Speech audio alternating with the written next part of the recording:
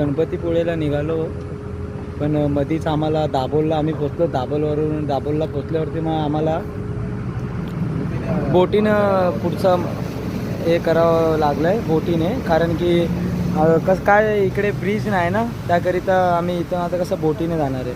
आमची गाडीसुद्धा बोटीमध्ये लोड आहे, तुम्ही बघू शकता.